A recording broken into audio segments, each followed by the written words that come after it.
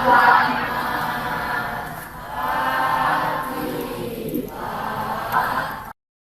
selamat pagi. Selamat pagi, Silahkan silahkan bisa dipimpin doa terlebih dahulu. Mari teman-teman, sebelum memulai pembelajaran, mari kita berdoa terlebih dahulu. Berdoa dimulai.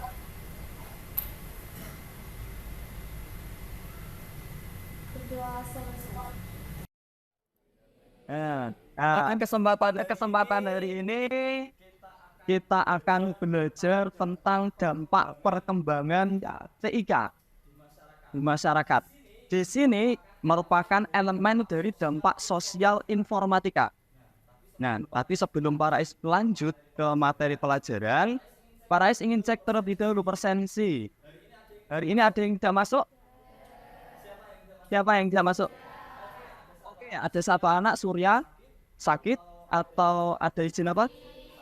Sakit. Sakit ya. Di kelas ini, kira-kira perasaannya itu seperti apa? Apakah yang nomor 1, 2, 3, atau 4? 4. Ya, 1 coba. Oke, berarti bersemangat dan bahagia semua ya hari ini ya. Sebelum Pak Rais lanjutkan lagi, kita kan dulu sudah pernah ada kontrak belajar kan di awal semester. Nah, silahkan dilaksanakan kontrak belajar yang sudah kita sepakati. Dan kontrak belajar kita yang terakhir yang nomor 5 untuk kebersihan kelas. Silahkan 1 menit untuk memungut sampah yang ada di sekitarnya.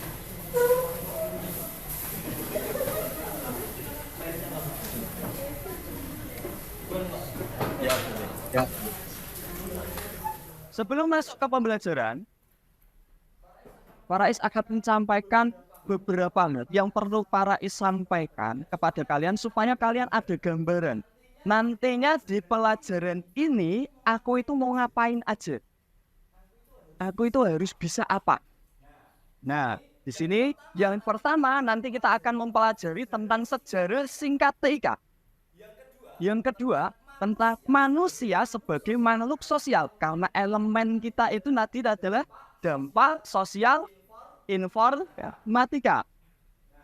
Nah, karena elemen kita dampak sosial informatika, maka manusia sebagai makhluk sosial itu tidak akan terlepas dari hal tersebut. Nah, yang terakhir baru kita nanti akan mempelajari materi hari ini, yaitu dampak perkembangan TIK bagi kehidupan kalian, di kehidupan kalian. Kita masuk ke materi yang pertama. Sejarah teknologi, informasi, dan komunikasi. Nah, di sini Pak Rais sajikan gambar perkembangan dari komputer. Dari gambar yang ada di depan, kira-kira apa yang bisa kalian dapatkan? Informasi apa yang bisa kalian dapatkan dari gambar tersebut? Mungkin ada yang bisa? Oke. NASA? Dulu itu kan mereka bisa Ya. itu jarang dimiliki seseorang. Sedangkan kalau misalkan komputer yang sekarang bentuknya itu lebih tipis dan lebih kecil, jadi orang-orang itu sudah sering punya dan jadinya suka. Oke. Jadi dahulu komputer itu bentuknya besar-besar, sehingga tidak semua orang itu punya. Karena untuk membelinya saja beli di mana nggak tahu. Ketika ada yang beli pun menggotongnya kangelan. Susah.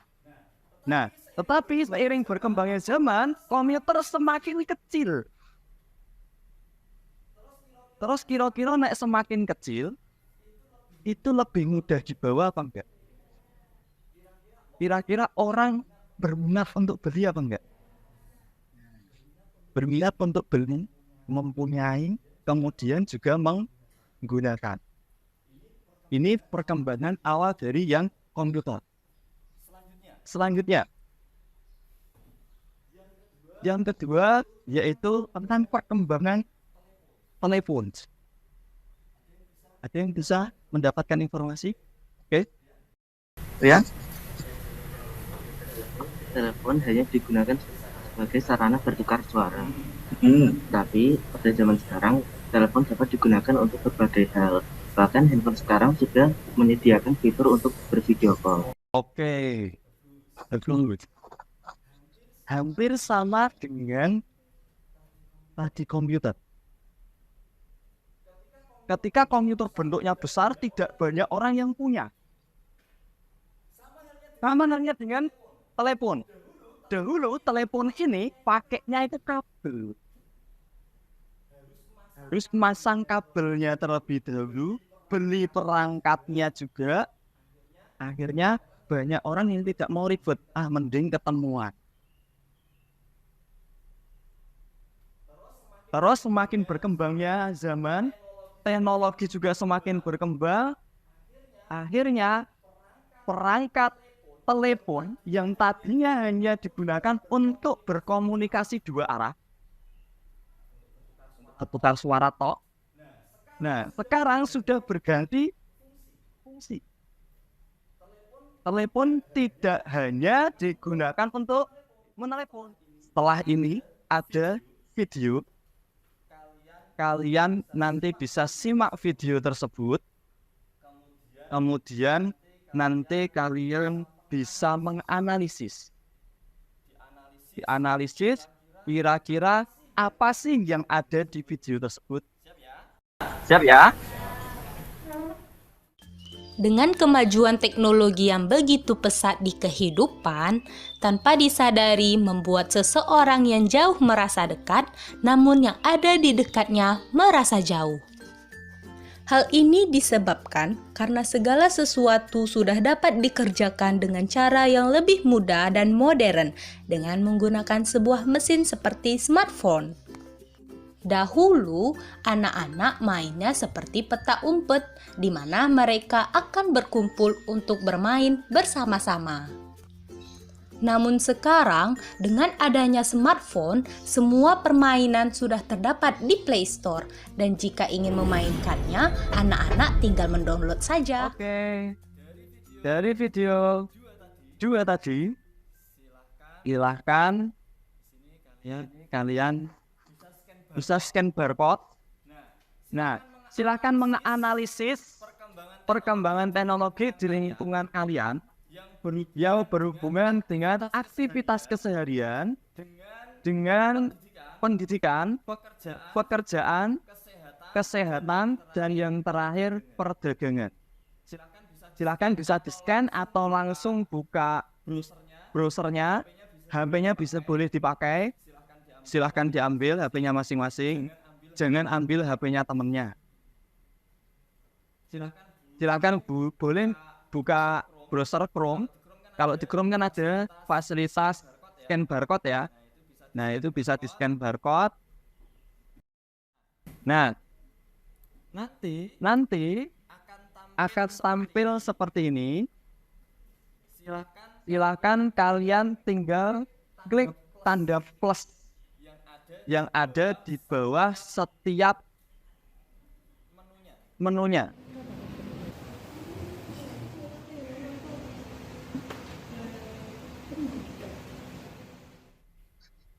Oke, sebelumnya para tawarkan terlebih dahulu. Yang nanti akan maju presentasi angkat tangan. Oke, 2 orang dulu ya. Ya, sama Putra ya. Oke.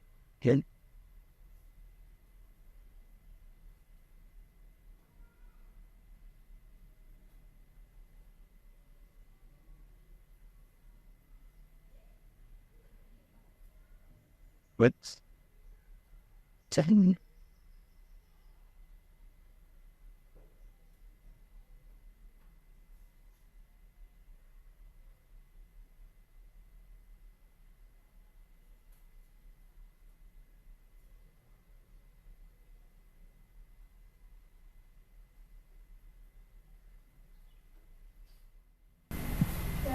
Dampak perkembangan TIK pada kehidupan sehari-hari. Dulu anak-anak bermain petak umpet bersama, tapi sekarang banyak anak-anak bermain game online. Dampak perkembangan TIK pada kesehatan. Dulu saat kita berkonsultasi, kita harus bertemu dokter secara langsung. Sekarang konsultasi bisa lewat via online. Dampak perkembangan TIK pada pendidikan. Dulu saat SAT menggunakan selembaran kertas, sekarang bisa menggunakan pijar atau lewat web lainnya. Dampak perkembangan TIK pada perdagangan.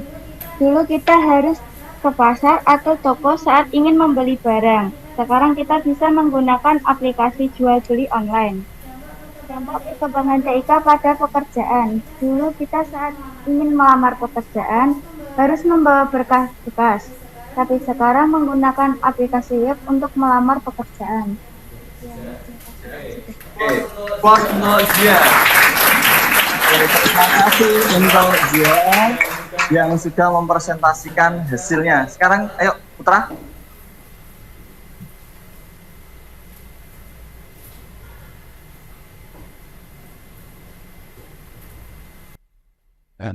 Dampak perkembangan TIK pada aktivitas keseharian.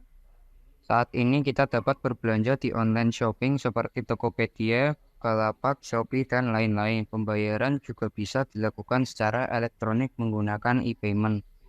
B. Kesehatan.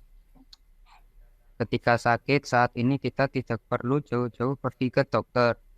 Kita bisa menggunakan telemedicine untuk bertemu dokter secara virtual untuk berkomunikasi. C. Pendidikan.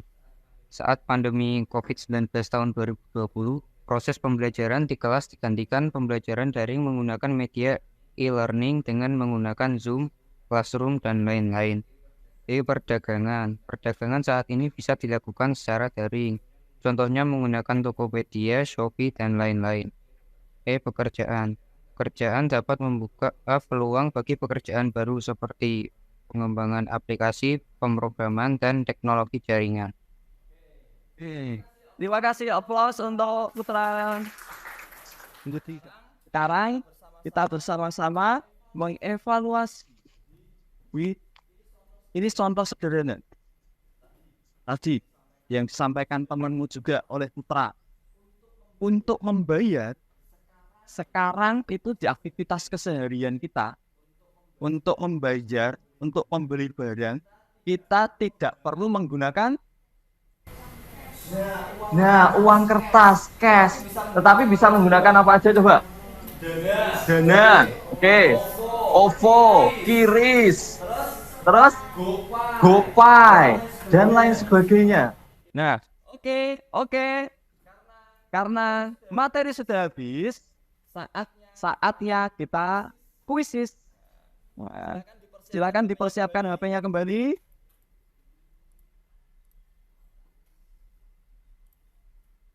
Ini bisa kalian scan.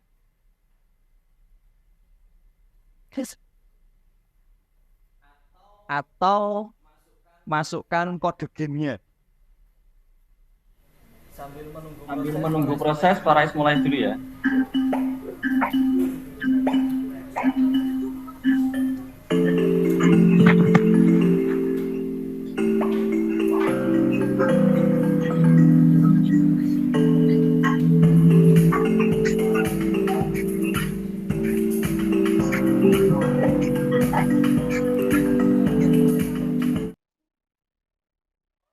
Untuk kesempatan hari ini, itu yang perlu Parais sampaikan. Semoga pelajaran ini bisa membuat pemahaman lebih untuk kalian. Kemudian itu yang Parais sampaikan pada kesempatan hari ini. Untuk minggu depan, kita akan membahas tentang dampak positif dan dampak negatif internet. Jadi ada dampak positif dan dampak negatif. Itu Oke, selamat pagi. Terima kasih, sampai jumpa minggu depan. Silakan kita istirahat terlebih dahulu.